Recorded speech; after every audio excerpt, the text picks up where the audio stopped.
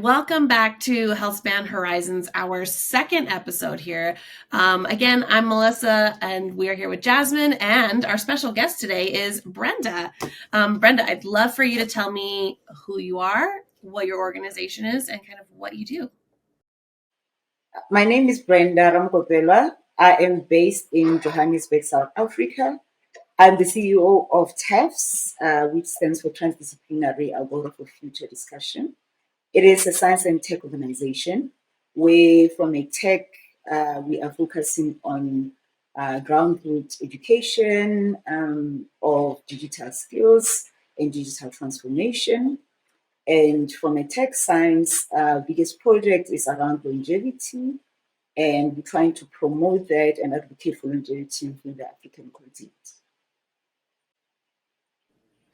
Gotcha. Thank you. Jasmine and I met Brenda in South Africa last year while we were at the first International Longevity Summit. And this is our first time reconnecting since then. So it's been really great. Thanks for joining us today. Yeah, thanks so much. Thank you so much for the invite. So, since, the summit in Africa, Brenda, can you give us a little bit of an update of what you guys have been working on in the past 8 months or so since that conference? So thank you so much, Melissa and Jasmine. As you know, the project that we are focusing on, especially under longevity, is Afrolongevity, which is basically about longevity for people who are citizens of Africa, people that are of African descent, whether they stay in Africa or not, but ensuring that there is promotion of scientific research around this area within Africa. Longevity seems to be a new concept within the continent, because even when you look at our academic institutions, you don't have programs that are specifically focusing holistically on longevity. It is more gerontology driven, and we want to start introducing that so that people are aware of what longevity is and what it is not. Because what we've seen is that there's a misconception of what longevists are trying to do. And also there's a lot of education that is needed around, what can one do? Because longevity is seen as something that can only be afforded, or only the rich can only be afforded by a certain group of people, and it is too expensive for a normal person like you and me to have access to. Whereas there are some things that are practical and things that we might be doing on an everyday basis that can help us to extend our healthy lifespan, because that's what it is about. It's about staying healthy so that in turn your life can be extended. So since the last time we met, as you know, we had the MEC of Health at our conference who was saying that, you know what, I'm interested in this. This is so exciting. We need to start rethinking or re-looking at how we provide healthcare in South Africa specifically. And some of the things that we've been doing to follow up on that is the education about what is the difference between healthcare and sick care. From an education point of view, what are the new processes or what are the new programs that we can start introducing at basic education level and also at higher education level? Also looking at the communities, because it is pointless for scientists to be talking about this, for doctors that are practicing to know what this is, but for a person who's in the community to not understand what it means to them. So we do community outreach programs as part of education, but also wanting to find out, because there are a lot of people that are living very long in Africa, wanting to find out from them what it is that they've been doing, what has led to them living longer than your normal people. So we are also trying to gather data around that, the super centenarians that are living in Africa, and also centenarians, and trying to understand, is it genetically influenced? Is it their lifestyle that's influencing this? And what are the things that we can learn from them? And then when we start talking about Africa-specific research in longevity, those are some of the things that might be unique about Africa that can help the global community to look at and probably help to take the longevity research forward. Well, my first thought is, last week we actually interviewed one of our good friends that we met at a different conference who is studying super centenarians. That's like his job. Their company is called Longevity Quest. We should put you in contact with them, because they basically go all around the world interviewing super centenarians and their families to try and find trends and research what actually causes them to be able to live for so long. Wow, So that is interesting. We will be absolutely thrilled to have a conversation with them. The project for us is, the project for us is fairly new. At this point in time, we're just gathering data. We are hoping by the middle of this year, we will have enough data that we can start with. We know of, I know that the reported case of a person who's lived longer in the world, it was a person who was 122 years old. We have a case of somebody who was reported to be 128 years old, verified by both our Department of Home Affairs, Department of Health in South Africa. The lady passed away last year. So one of the things that we did is try to reach out to her family and find out more information about this. We've also written to the Gerontology Research Center to just follow up to see why has this case not been reported on? Has anybody ever mentioned it to them? And if there's anything that needs to be done to follow up on that, if we can, maybe be of any help to do that. So at this point, it is still very slow and just trying to find our feet. But I think as soon as we know where exactly these people are, or where we find a concentration of those, I think it will pick us good. And people like those, contacts like that, will be very useful, because if they've been doing it, they might help us to avoid pitfalls, and also help us to focus on the right things when we are having those conversations.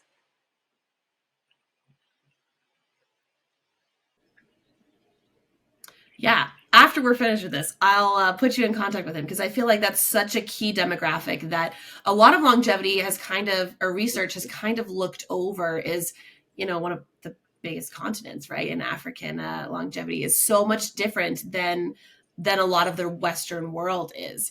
I want to hop back in with Jasmine really quick and kind of see, Jasmine, best case scenario, true. how would you, I know that we both have this, like democratizing longevity for everyone.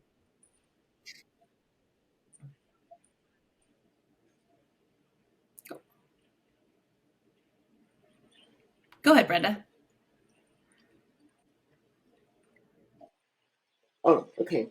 There's a bit of delay. So what I was saying, when I started attending a few of these longevity conferences, both in Europe and the US, there's always talk about the global research and talking about,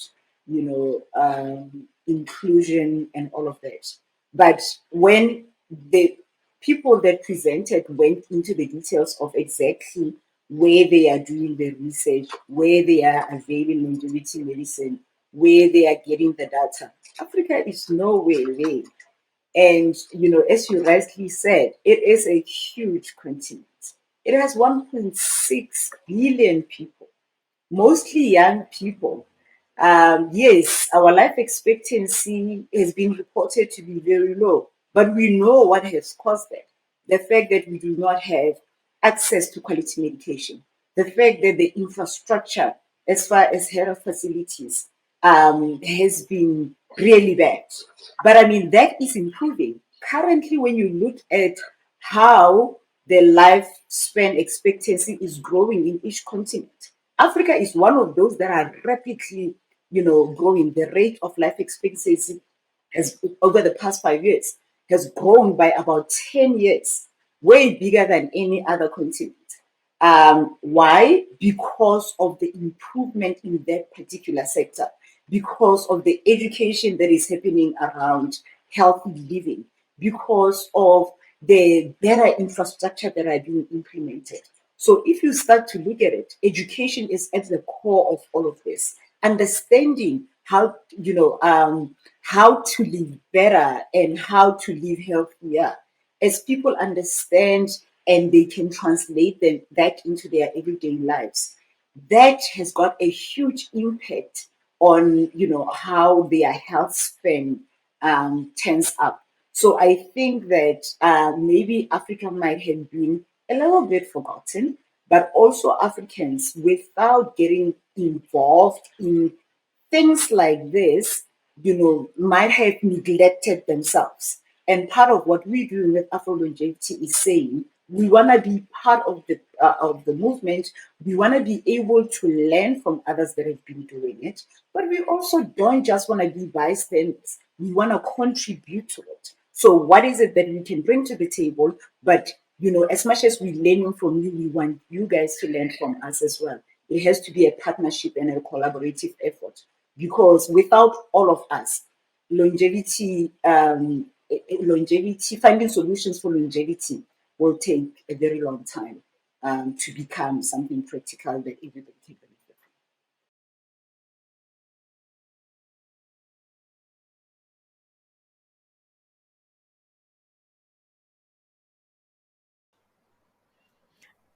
Yeah, that's very true. We need kind of that whole world perspective, and leaving out such a huge region of the world and such a diverse genome in and of itself is, a very detriment to the overall scientific field of longevity for sure. Agreed. I would love to hear from each of you how both of your organizations can help with that and support that. Obviously, we are in the same field but have different respective careers. But I would love to hear, Jasmine, what do you think Rejuve can do in terms of democratizing longevity in Africa? And Brenda, how do you feel TAFF's next goal is in doing so? Jasmine, do you want to go first? Yeah, sure. So platforms like Rejuve and branching into this kind of Web3 and futurism tech, we're filling in the gaps in these places. We're making via our app that we're building accessible and affordable to anyone with a mobile phone and internet connection to be able to get their personalized AI-driven health insights and be able to contribute their data and actually have access to the level of testing to fill in that body of knowledge with data from places like Africa. It's kind of revolutionary where we are right now. Like, we're at the point where we've identified the problem, but then we also now have the tools and the technology to start to resolve the problem. That's super important to us as an organization, that we do include everyone, and we are looking at solving, I guess, what they call the aging problem in a very holistic way. And it includes looking at diverse populations, and not just only for focusing on, the traditional data sets that we've always had for the past, 50 to 100 years, but actually seeing what's going on here and now, and, seeing the full picture. And as you mentioned, Brenda, learning insights, from populations that we never, were able to know before or see before. And being able to also give that back to the people contributing as well via our platform as well. You're earning rewards, tokens in exchange for your data. So it's not that we're just collecting it and doing what we want and, losing connection to the person who's actually day-to-day providing and interacting with the app. We're giving them, that value, not only of the health insights, but then also on top of that, something that they can continue to do something with economically.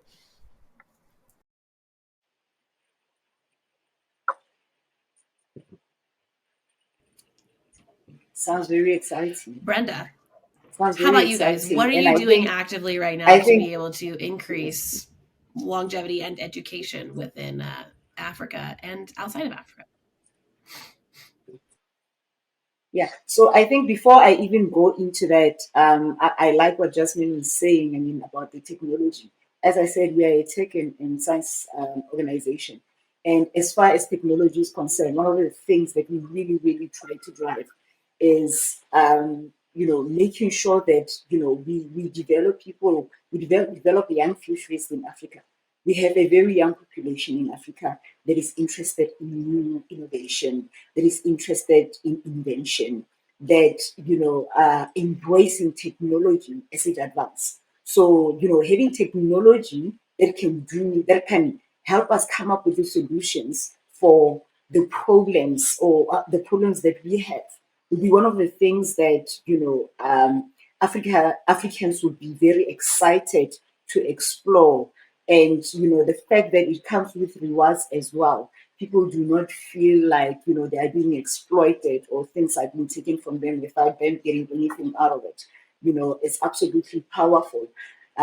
Because I mean, as you know, data governance is one of the issues that is really, really impeding advancement in research around health, because health data is one of the really sensitive data that when you think about sharing or when you want to convince people to share. But when people voluntarily do that without feeling like they are being invaded, that is something that is really powerful.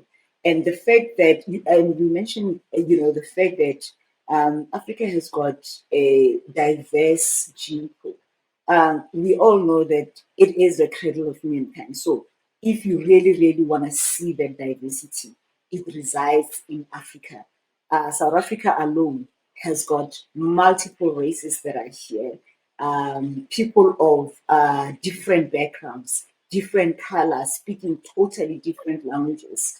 And, it is when you compare that to some of the Western African countries, Nigeria, for example, 200 languages, a country with more than 200 million people. So you can only imagine with 60 million, South Africa is very small compared to that. When you start taking all of that data, and comparing that data to, let's say you are focusing on Africans, the data that you've got for Africans that are living in the Caribbean, the Black Americans, and the Black Europeans, if you compare it to that data that's coming from, you're going to see differences. And that is those are the differences that might give us answers to what we're looking for.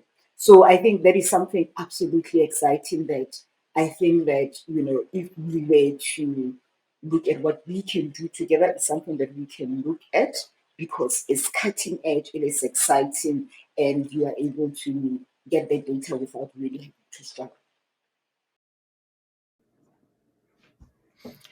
I love it. As somebody, I don't have a whole ton of knowledge, obviously, of Black genomes and everything like that. But I think that there's so much misconception in terms of the importance of the research and everything in longevity. I think that we can all agree that typically longevity is serving the Yeah, ultimate it white is. male. And Melissa, I think another thing that we should Go ahead. Go ahead. apologies, it froze on your side. I thought you were not speaking. You're good. You're good. I wanted to say that there's something that we shouldn't also forget that something that we shouldn't forget is the fact that in Africa we don't only have people of the skin like mine. We also have white people living in Africa. White people that were born in Africa, they've got generations of generations. They are their lifestyle is influenced by the environment in Africa. Their lifestyle is influenced by the food that they eat that is in Africa. So all of that talks to who they are. And all of that is the diversity that we're talking about. part of what we're doing at Afrolongevity, also looking at that, the type of analysis that you would do for a white person living in Europe and a white person living in Africa. I am sure there will be some differences at some point in terms of the data. So that is something that we really also need to look at, because it can give some insights into the possible solutions that you might not be able to find when you are in America or when you are in Asia or whatever the case may be. Yeah, that's a super good point too, because having and covering this different insights into this data can not only reveal ways that we're different, but also ways that we're similar, and how much our environment can really impact that. As you mentioned, you can have Black people living in more Western world and eating a certain way, living a certain lifestyle, and then in Africa it's different, and then also on the flip side, people of natural European descent not living in a Western world, but living there. How does that actually even affect things on an epigenetic level, for instance, on a gene expression level? Like, we just really don't know that. And, sometimes we can be too superficial and think that it's all about skin color and race and things of that nature, when really there's so much more to what's going on. I agree. I think there's things, Jasmine actually is really passionate about food in the Western cultures, particularly in the US. And I know when we were in South Africa, both of us were like, oh my gosh, this food is so much fresher and healthier and has so much more variety than they do in the US. So I agree. I think that there's so much in the environment that can be, I'm not going to say judged, but kind of, I guess, what's the word that I'm looking for? Documented. And so that we can see, like, does this make a difference? Does the food in the US versus the food in South Africa make a difference in somebody's genetics and things like that? I think there's a lot of potential for that in the upcoming years within our research capabilities. No, very true. Very true. I visited Cameroon in November this year for a bioethics conference. It was more around transhumanism, but there was a section around longevity on that. And I mean, that's exactly what we were speaking about. We are those both countries are in Africa, but we are so different. We are different in color. We are different in the food that we eat. We are different in the way we carry ourselves. But there's so many commonalities as well, which is the thing that brings us together. And I was eating the food there, and it was so much richer than what I eat when I'm in Johannesburg, which, by the way, is so much different to the food that I eat when I'm back home in the village. So remember, the more you are in the city, the more processed food you get into contact with and you consume. But the more village or food coming from the village or rural area you consume, you realize from the taste, the quality, because that's organic food. There's no pesticides, there's no this, and it is so much richer. And I find that there are countries, even in Africa, that are still really, really promoting the production of organic food. The environment is not as polluted as some of the cities that we have in Africa. And even the way they live, they don't drive cars every day. They're not as lazy as some of us that are in the city. Their work is labor intensive. And therefore, that gym membership that we pay for and we never show up at the gym, they take advantage of that on a daily basis because their work is in such a way that they need to really stay active and all of it. Yeah, I mean, I think there's, so much that we can learn from that, because, there can be a lot of misconceptions from the Western perspective that, somehow that's more of a primitive lifestyle or not something that we should, really keep around, even though it is seeing a revival now, especially with the organic food, as you mentioned, and, more people wanting to, kind of go into the wilderness, with the conditions of the world and everything. So yeah, I think that's going to be interesting insights as well, is, how do we strike that balance, as a world society, to be able to enrich, ourselves and maximize our longevity, but still enjoy all of the modern comforts that we all love as well. Yeah. How do we make it better? How do we take that rawness and kind of adapt or adjust it to fit our current lifestyle? It doesn't mean that we need to completely change it and change that good food into junk food. But how do we use the knowledge that we've got now to ensure that we preserve that and we still get the benefit of it? If the way my grandmother used to live would make sure that she was active was the fact that she was working in the field. Right now, we are not going to sit here and glorify hardship. We are Right. going to say, what is it that she got from that we can still incorporate into our current lifestyle without, making people suffer? For example, it is the learnings that are coming from it. Of the few ladies that I interviewed, by the way, the centenarians that I got the pleasure of talking to, they were all women so far. I'm sure there are men out there, but so far it's only been ladies that I've been able to talk to.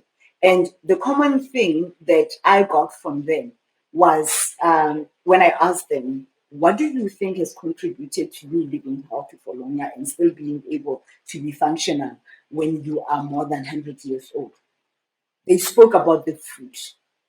They spoke about their lifestyle, how they stayed active. They spoke about something very interesting, the fact that they woke up before the sun was out and they were able to absorb all of that sunrise and spoke about the benefits of that. And I remember reading some article about how the vitamins coming from the early rays of the sun is so beneficial. And these are people talking about this not having read any scientific book or anything. The way the food is also important, the way staying active is so important, the way sleep is very important. And I was quite amazed to say these are all the things that science is now saying this is good and it's now a big deal, a new discovery. When these people have known this, they just didn't have a fancy name for it. Yeah, I mean, there is something about that early morning sunrise, isn't it? You just feel more energized and like it's going to be an amazing day today. And yeah, I mean, we read this and hear this a lot that, when we actually study the lifestyles of centenarians and super centenarians, that, they're very, yeah, just in tune with these natural facts of life that, yeah, like now the science is uncovering, but it's kind of almost common knowledge or like intuition. So it is, an interesting balance when we talk about longevity science and we talk about, technology's application to that, because everyone who's lived that long has not done it by any sort of, super technological means. They're not taking, gene therapies or, special drugs or anything of this nature. They're just living life to the fullest is how I see it. And there's something to that as well when we talk about how to maximize overall health spans and lifespans everywhere.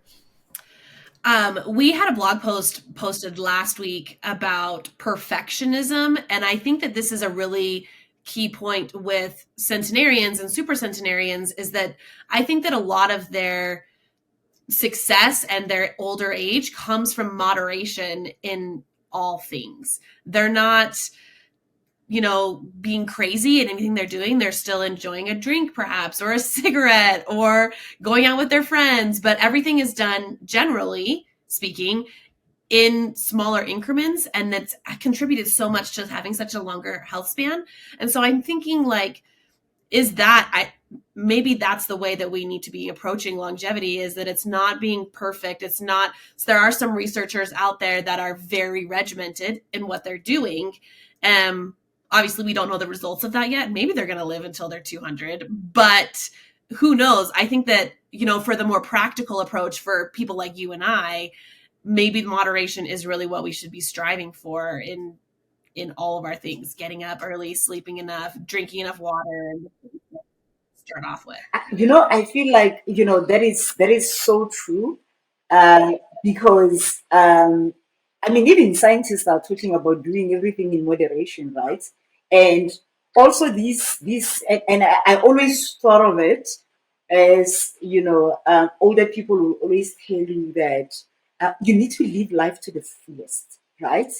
And life to the fullest doesn't mean you need to bench, just, enjoy the little things that life has got to give you. And maybe you're right. Maybe this is it. Now, one thing, that fascinates me about this is these people, as Yasmin rightly said, have done this without any help, so to say. Their medication, two of the ones that I spoke to also were talking about, even to date, most of the medication that they take, they avoid. The other one was saying it jokingly, like, they give me all of these pills at the clinic. I don't take them. I shove them away. And I'm like, but what about, it's like, those things make me sick, and not to this modern medicine or whatever. She says that she depends a lot on the herbal medicine that she's got. And she says, we tend to think that African medicine or plant based medicine is not good. And she says, I am here today, and most of the ailments that I've got, I've been able to cure or manage using plant based medicine. And these are the little plants, or these are the little herbs that I pick up from my garden, or I go to the bush and pick up. And if you start listening to these people, you realize that, we've got everything that we need in nature. Now, what I'm very excited about is the advancement of technology and the new scientific discoveries that we are seeing. If these people can live up to 110, 120 without any of that, if we take that they've got and now apply the knowledge that we now have on new technology and use technology to help augment what this is, imagine what that would be. It might mean doubling that, health span and lifespan. It might mean finding different ways of curing the diseases that they've had to live with. And, for me, I see a huge opportunity where there's collaboration between science, scientists and technocrats, and also these communities in terms of learning and bringing in traditional ways of living, traditional medicine, organic food, like bring in nature, but bring advancement as well. All of this in moderation. Let's check what works. One thing that has always been dissed by the scientific community is, especially in Africa, I'm speaking specifically about Africa, our traditional medicines. It's always been frowned upon.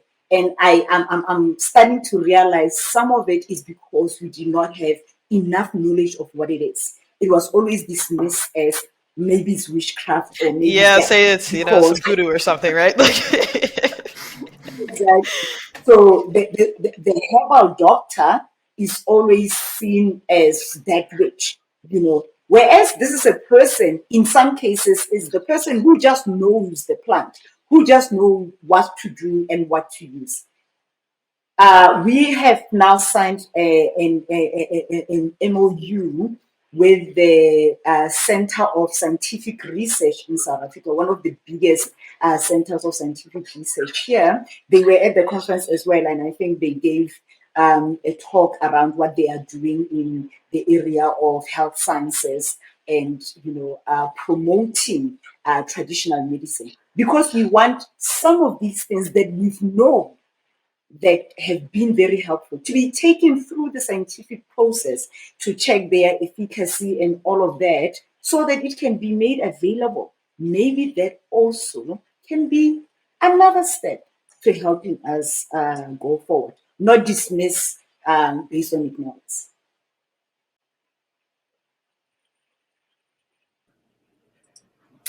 Well, congratulations. That's exciting for you guys to be signing that with them. I'm hoping that brings a lot of, research and education for your team. I want to switch gears just a little bit, and I want to talk about the challenges that you feel are that you face in implementing longevity within Africa and trying to encourage longer health spans and things like that? What do you feel like you're struggling with, or what does the community itself struggle with? A lot. The reason why we started with education, we realized that, that is where the biggest opportunity is, but also the biggest challenge is. Because when you start talking about, longevity, people are thinking that you are saying, you're making people immortal. And we like, not really. We're just talking about health span, extending your health span so that your lifespan can extend. And people, so you're dealing with different communities that believe in different things. Speaking to people in the rural areas, most of them will be talking about, are you trying to fight against nature? If it's your time, there's a belief that you are destined to live for how long and you are supposed to die at a certain time. So you are trying to fight nature when you are saying, no, you can't do, there's so many things that you can do. You're going to die anyway. You can go to the gym and eat healthy, but you need to, kind of change that mindset and, make sure that people start to understand what it means, because it's about, retaining that value, that quality of life for as long as you can, so that you can learn, you can live to enjoy, the pleasures of life and do whatever it is that you want to do with your life. Right? So different types of beliefs that you need to, face and, fight against is one of the issues. The second thing is that we can talk about, the solutions and longevity medicine and all of these things. You need to be able to have quality labs where you can do some of the tests that you're doing. We need these innovation centers where you can have tech that is invented, built to be able to do the analysis that you're doing. We don't have a lot of that. Infrastructure is one of the biggest issues that we have across the African continent. Yes, one country might be better than the other, and we might have other same challenges that the Western world might have, but we have most of those here. So we can come up with a brilliant idea, but you might not be able to get it off the ground because you do not have the facilities to do that. Which is why we are really partnering with a lot of organizations to see if we can build a longevity center in the continent and then replicate that across in different countries. Obviously, taking into consideration their maturity level as far as technology is concerned, their capabilities, and all of that. The other thing that you have a problem with is brain drain. In Africa, because of lack of opportunities and infrastructure, a lot of people would get their education and go because they are looking for opportunities outside of the African continent, because those opportunities, due to the things that I mentioned, like infrastructures, like support, they do not exist here. So instead of sitting, saying, I'll be in Africa and I'll try to, together with my colleagues that are here, work and partner with government and private institutions to build that, we tend to have silo mentality. It's me. Therefore, I'm going to go to the US or go to Europe and, build my career there because I'm not seeing any benefit here. We are not saying people shouldn't explore that, but we are also saying there is a need to do that here at home. And also, there is massive opportunities for doing that here because there's still a lack of that. Those particular continents, they've already advanced. They have moved forward. So I think for me, those are the three main things. The education is a big gap. The mindset needs to change, but the lack of infrastructure, which at the same time is due to a lack of funding. We are putting a lot of money on sick care. We are putting a lot of money on treating the effects of diseases. There is no, in my view, interest in putting that much or even more money into research on finding the causes of the diseases. Obviously, when you're speaking to practitioners, they will tell you a different story, but the experience tells you exactly what I'm saying. You're focusing on sick care, not healthcare. I think that's so true all around the world. Even like I think that's a huge problem within the US as well, is that we are treating the symptoms and not actually the causes of things. And we could get into a whole thing about pharmaceuticals and things like that. But I agree, this is one of the huge problems of people would rather at this moment just take something to fix this rather than to take something to alleviate the causes, the underlying causes that are happening with it. I know Jasmine has thoughts and feelings about it, so let's hear it. Yeah, I mean, of course, that's like kind of a huge problem right now because even with the overall lifespans going up, in comparison to say, 100 years ago or so, the chronic disease rates are kind of going up at the same similar rates. People are living longer, but they're sick in their old age. I mean, with these exceptions that we kind of spoke of earlier, with these super centenarians who are like marching to the beat of their own drum. But if you follow in the traditional, sick care system of you get diagnosed with this and, you go through this whole pattern and you end up, kind of immobile or, losing your mind or, just in a condition where, okay, even if you are 85 years old, you can barely move and you can't really like, enjoy your family and, live the, the life that you, used to and everything. So it is something all over that needs to be more highlighted. And, you mentioned the funding aspect of it too, as well, because if you do look at all of this money that's going into this industry pretty much to just make a certain, group of people richer instead of actually spreading this out to, build up infrastructure and actually improve wellness outcomes. Because actually when we talk about longevity, one of the topics that comes up is overpopulation and what happens if everyone's living long and but the other side of it is, well, if there's more people that are healthier and able to do work and activity, then it actually boosts the economy because now we have more people that are able to work and contribute and buy things and and then people have more time too to consider about building their families. Instead of, feeling like some biological clock is ticking, for instance. So, there's different ways to look at that. And I think overall, like if we focus on a healthier society and healthier people, I don't really see a downside to that. And it's just a matter of how do we convince, people who are benefiting off of the system as it is today to see things in that other way and see how that could profit in a more, a dignified way, but also logical and financially better way as well. I think it's interesting. I've seen a shift on social media. As I'm not going to call myself a TikToker because I don't post stuff, but I do love to browse. But I've seen this shift recently into like homesteading, and there's been quite a few people, especially women, that I see that have had this pendulum of like, oh, we're going to be corporate girlies. We're going to slay everything. We're going to not have kids. We're going to do all this stuff. And then it's slowly been coming back to, you know what? I actually would really like to bake bread and I like to have chickens and kind of been swinging totally like the opposite way. And I think that social media might actually be able to help in this aspect of like making people realize the potential that you can have for living better and longer.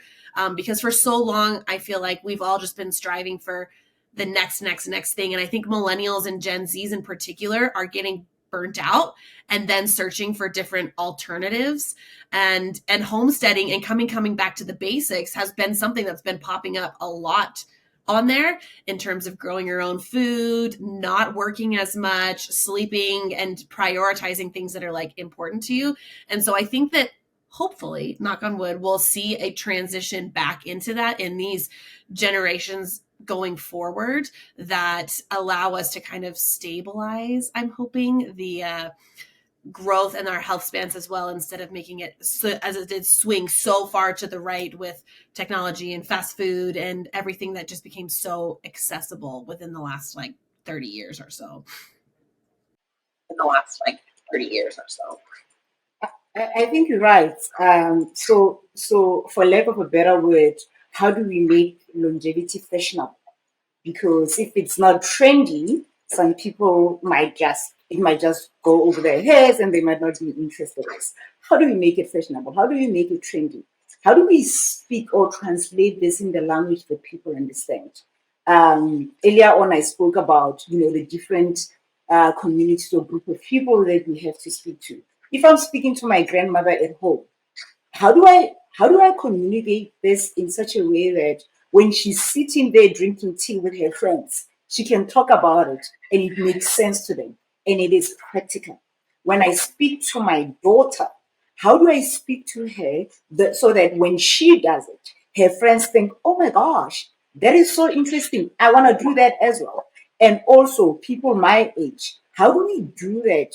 Social media is a great platform for that. But I think we need to ensure that the messaging is right, depending on who our target audience is. If I'm speaking to a policymaker, how do I influence that policy? Still saying the same thing, but the messaging is different.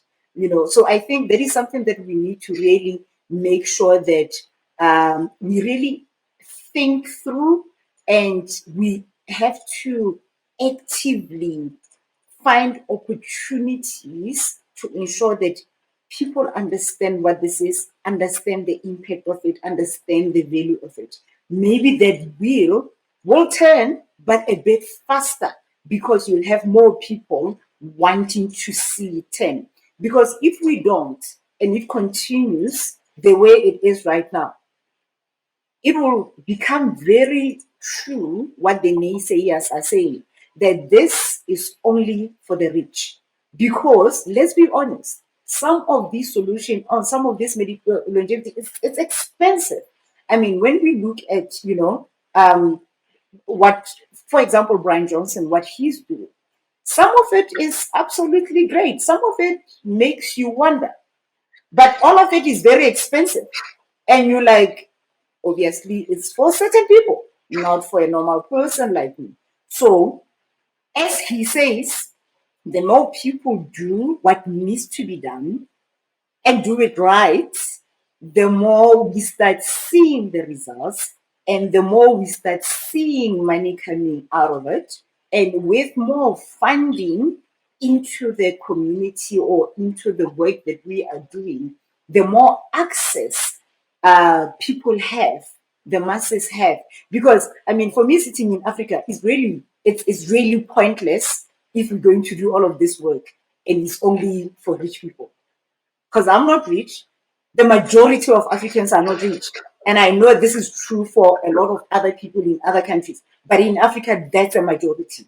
So it will be really useful if I'm only doing this so that only 4% of the population is going to benefit. For me, it's about let's do it in such a way that one, it is fit for purpose. Two, it is relevant for the people that it is being done for, which is why I'm saying let's have more diverse data so that it can cater for personal medicine and. But more than anything, so that we can be able to produce those solutions ourselves. They can be produced at mass scale. We can have more people having access to it.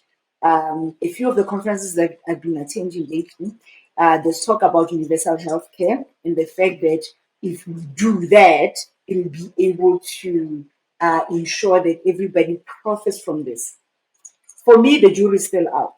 I'm gonna have to see it practically being practiced, practically being implemented, and then we can see how then maybe that might be a solution, maybe not. We'll have to see. I think one of the biggest points for I'm going to say youths is making sure. I think that longevity, the word itself, gets a bad rap in the younger generations because you have those extremists like Brian Johnson who spends $2 million a year to live longer, right? But for our age and younger, I think that maybe relabeling it, to your point, Brenda, of like what can we do? Maybe relabeling it, and it's just like it's not necessarily living forever, but it's living better forever. And kind of going back to what you're saying about this education of longevity does not mean that you're going to be 300 years old and crippled, and it's like, that's not it. It's that we want to feel like we're 25 and 30 when we're 60 and 65 type of thing. Like, that's, I think that is a thing that kind of gets misconstrued with, particularly with younger generations, of like, I don't need that, I don't need to worry about it. But it's like, no, as somebody who's in their mid 30s right now, and I'm like, man, what, this is my prime. Everything is downhill after this. So it's like, how can I extend the prime? That, I think, is really what we should focus on, is like, how can we extend this, how we feel in our 20s and 30s, to be longer than that? And then gradually it's 20 to 40s or 20s to 50s where we're all feeling like our best self, rather than, 20 to 29, that's your prime. No, absolutely. And maybe examples of that. I was just saying that, when you most of the time, and I haven't been to conferences like Vitalia, or the one that they had at Montenegro, Zuzalu. I've not been to those because I understand those are much more interactive and much more diverse. Um, some of the things that we try to do with TAFFs and Afrolongevity when we have our conferences, we want to ensure that it's not only scientific. There's a bit of community there, there's a bit of entertainment there, there's a bit of that. I think I'm saying this to your point when you're saying, how do we make sure that it's not about, living, how do we make sure that it is about extending that prime that you're talking about? But the question is, okay, I'm extending it, then what? What are the things that I get to enjoy? Give them examples. Show them the fun things that you can do if you are biologically 30 for 20 years, for example. These are the things that you can do. These are the things that you can enjoy. If you are biologically 60 for 40 years, these are the things that you currently cannot do because this is what the current status is. You'll have chronic diseases, you'll have that. But if you were, if you extended that, maybe if you decided to spend, your years up to 50 years without having kids, you might be able to now have kids at the age of 50. I don't know, how possible that would be. But, start to give them examples of the things that they think when you age, or the things that we know when you age, you are losing out on, that you can still enjoy when you extend your health span and extend your lifespan. So maybe, as you rightly said, the wording needs to change. When we're focusing more on aging and focusing more on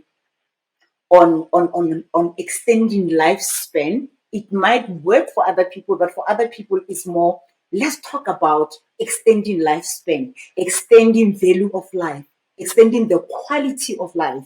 And, all of those things are just the byproducts.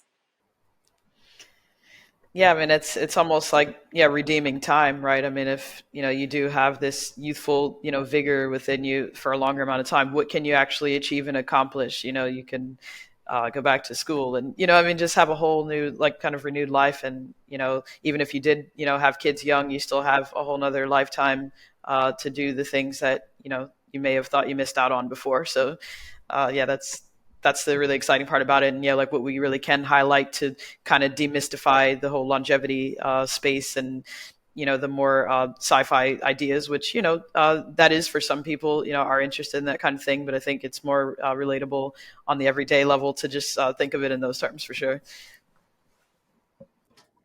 Agreed. All right, I have one final question for you guys before we sign off on this, because somehow we're already at 55 minutes. Holy cow. My last question is, going back, since we're talking about youths and younger generations, how would you recommend, how do you want these younger generations to get involved in longevity, and or your specific organizations as well?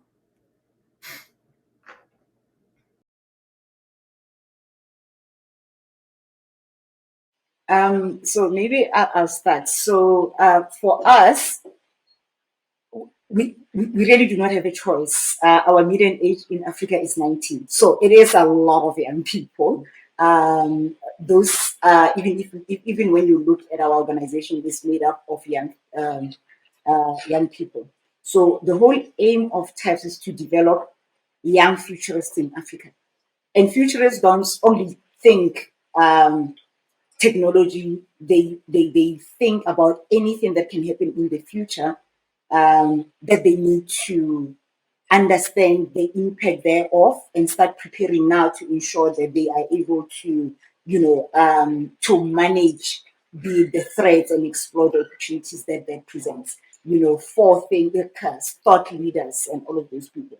And, those are some of the people that, are thinking, if I'm thinking, what will happen 100 years from now? Where will I be 100 years from now? What can I do to ensure that I'm part of that future, and or I can contribute to that future? So some of the things that we really need to do, and we are currently doing, we need to do more of, by the way. Africa has got 55 different countries that so far we've only been able to touch a couple of those countries. Is about spreading the word, increasing our footprint in those African countries, getting young people involved, and studying this education from basic education level, even if it's just an extramural information session type thing, or incorporating it somehow into their life skills courses. I think it's something that can help, so that they're not seeing this as an addition where they are now in higher education and they just think that it's just an academic thing. They should see it as something that is practical, something that I can do every day, but also make it fun for them. What does it mean to me now? Is it only for my mother?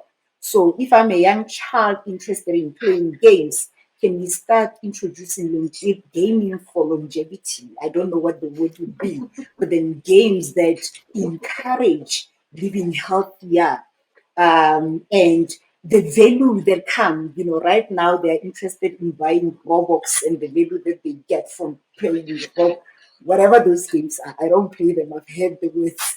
But, what is it? What incentives will they get from a longevity point of view if they play such games? And do they understand it, or is it just a thing that they do? Also make it, like I said, make it fashionable, make it trendy. When I'm healthy, if I'm healthy, what does it mean? How do I feel? How do I make it cool to be healthy? And how do I communicate this to my friends? How do I make them admire it? How do I admire them when they are healthy? Yeah, as we grow, how do we make it part of our lives? If I'm at home, when I think cooking, do I think, what type of food do I cook? How do those impact me, my health, and all of that? When we're speaking to policymakers, how do we ensure that they introduce such policies that promote production of organic food? They promote organic farming, and make it valuable, make it rewarding, to do so. And how do they protect citizens in their different economies, in a healthy kind of way, by introducing healthy policies? Most of the African countries, when you look at them, the economies are still young, because most of our countries are coming out of colonization, are coming out of all of that. So most of these democracies, they still trying to refine their policies. They finding their feet, and most of them are governed by younger people. And those are people that are innovators. Those are people that are thought leaders. Those are people that are interested in making Africa better than it's ever been. So, how do we approach them and communicate this in such a way that they also see science and technology as one of the strongest pillars in what they are driving from a political point of view?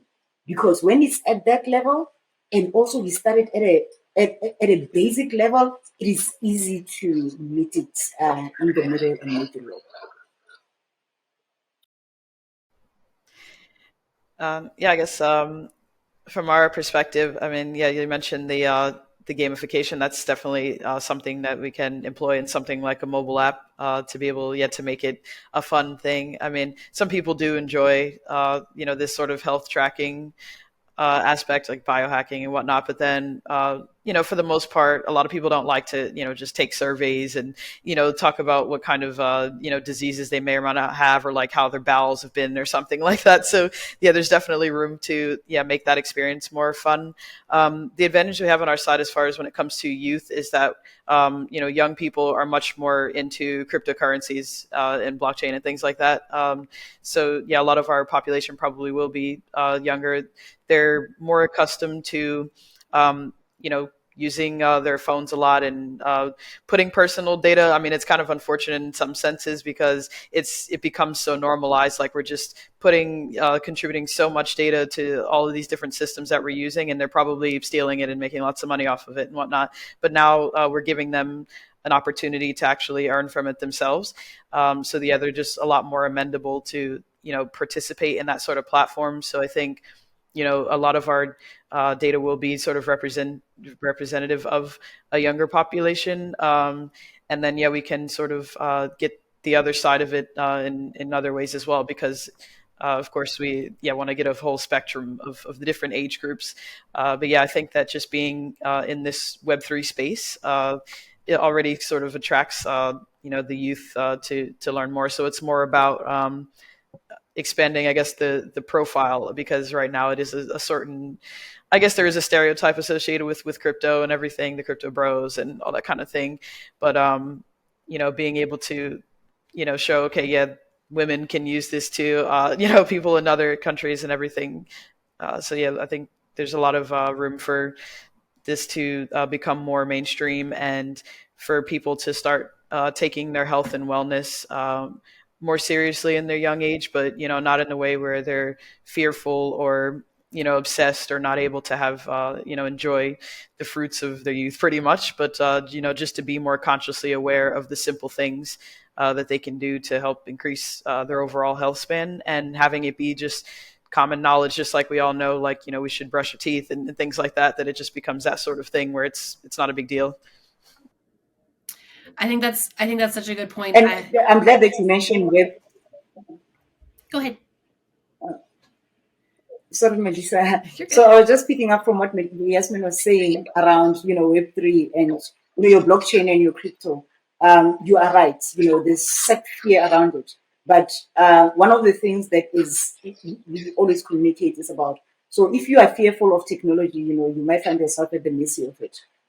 If you embrace it and try to understand it, you will be able to understand the pitfalls and be able to manage that. So risk management is very important as far as these advances are concerned. And this is advances in anything. You need to understand what it is, so you know whether to fear it, whether to accept it, or whether to totally avoid it. So one of the things that we are doing through TAFFDs, we've got what we call the Digital Aggregator Program, where we are introducing some of those programs. Your blockchain, your crypto, your the whole Web3 thing. You bring in different facilitators to come in and teach these young people about them. So I think with that understanding, when you start introducing things on those platforms, because they understand it, they've been able to then control it themselves and decide what they want to put it, what they don't want to put it, what they want to be known about them, and what they don't want to be known about them, which then talks to that privacy and talks to that data governance that we're talking about. Because again, data sharing is such a painful subject when you start talking about health data. So, but if you are giving a person the responsibility and the accountability, and they are able to control how their data is used and shared, and they've got that feedback themselves, it makes it easier. So that type of platform that you guys have got is absolutely amazing, and it's something that I think even older people like ourselves can easily interact with, and have the confidence that it can work.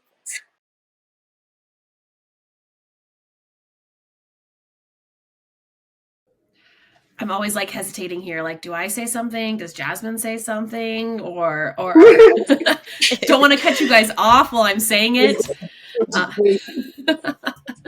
Um, yes, I completely agree. I think that both of these categories, I say this quite frequently, but longevity and Web3 kind of have the same skepticism with just different varieties of people feeling that way. And if there's a way that we can bridge the gap and kind of overcome the stereotypes in both of these, I think that we, as our young, fresh selves in our 30s, etc., and the people below us and younger generations will also be able to. I think that, you know, what you're saying about embracing technology and learning about it is so important. We've seen that with ChatGPT in the last year and how it's exploded. And you basically have two polar opposites. You have people that are like, heck no, I'm never touching that in my life. It's going to take over the world and robots are going to kill us all. And then you have other people that say, I'm going to use ChatGPT and AI for every single thing that I do in my life.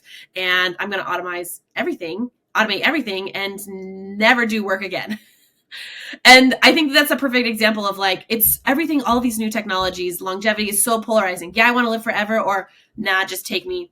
I just know when it's time for me to die, I'm just going to die. Crypto, it's like, yeah, that's a complete scam. Or, oh my gosh, I love it. I'm obsessed with it. I'm only ever going to do it. So like we've kind of circling back of the moderation in all of these things and the education are the key points to any of these things in the longevity, in crypto and blockchain, and moving forward in the next few years. I think that that's really what's going to make or break both of these as we continue to, I guess, see what happens with the research and things like that. Absolutely. I mean, we already have the first brain implant by Elon Musk. So, you know, regardless of how much we want to push back, this stuff is happening. And you are right.